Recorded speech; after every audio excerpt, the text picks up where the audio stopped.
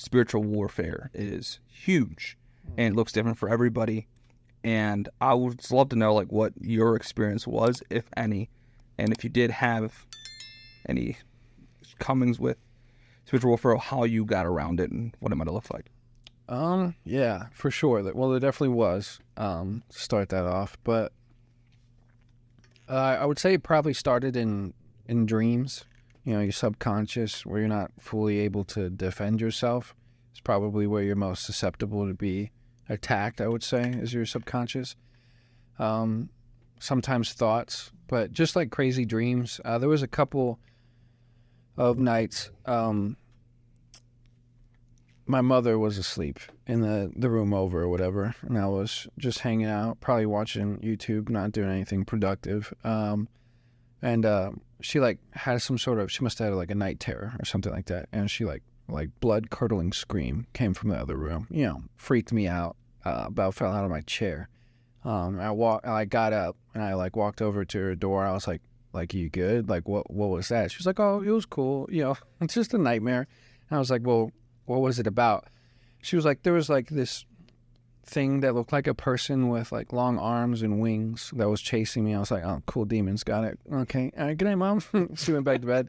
I instantly went in my room and grabbed my rosary and like sat down. I was like, okay, in the name of the Father, Son, and the Holy Spirit. And I just sat there for next 20 minutes, 15, 20 minutes, just praying as much as I possibly could. And then another night,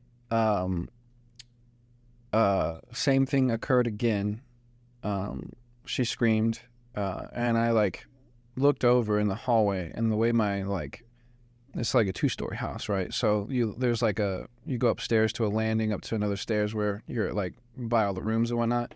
And I looked into the hallway, and I swear on my life, you know, some of my eyeballs playing tricks on me. I was wide awake, but it was like something probably only slightly bigger than a football, like shot out probably 3 feet off the ground from her room and went down the stairs. And I was like, I'm not liking this at all. So I, again, prayed some more. And again, both pretty much sleepless nights within a week's time span. Just freaked out, basically. Then my girlfriend came over, and my mom likes to go to bed early, so she was over for a while. And so my mom was going to bed, and my dog, big old Doberman, huge dog, you know, stood in my mom's doorway to her room and was just barking at her. And he's never done that before. And he wouldn't go in her room. And we were like, why is he barking? She was like, I have no idea. So me and Peyton, my girlfriend, sat there and like held each other's hands, put our foreheads together, just started praying. And as soon as we got done with the prayer, the dog stopped barking. And I was like, okay, cool. So that's how these next like 2 weeks are gonna go. You know, so I just started praying heavily over the sanctification and protection over the house and the rooms and the people in it and stuff like that. So that was some of the more physical aspects of the like attacks, I guess, spiritual warfare.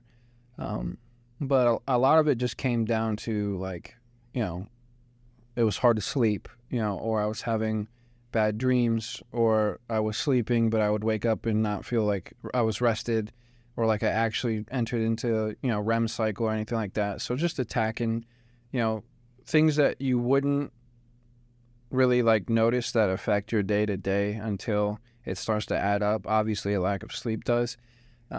So I just started, you know, seeing more irritability and just like general fatigue and tiredness coming from these like times, which was making it difficult to just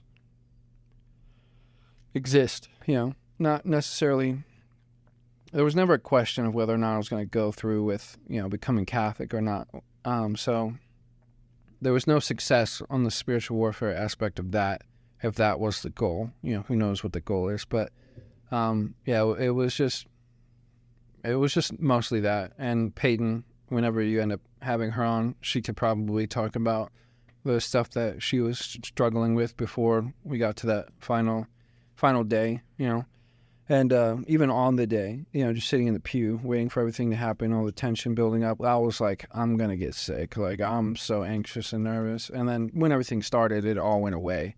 But yeah, it was intense in some moments. Other moments, it was nothing to note. But yeah. Was that the first time you've ever experienced anything like that? Probably not. There probably was no, or I wasn't able to like put together a reason why I might be experiencing spiritual warfare in my past, or had have chalked it up to something like that. And these incidents, like we said, took place in the 2 weeks before I was going to do something that, like entering into the kingdom of God, being reborn and all that kind of stuff, being baptized. So it was like, I know why I'm being attacked now, versus, when I was younger, things happening, they were more so random rather than like purposeful, or at least me being to identify them being purposeful or what they're purposeful for. So that was interesting for sure. I didn't, every Catholic was like, you got a couple more weeks left. Awesome. Be careful. And I was like, oh, wait, why? And, it was just like, because you're about to experience some spiritual warfare. Even in the last 24 hours, they were like, it might get intense. I was like, what does this mean? So that was interesting.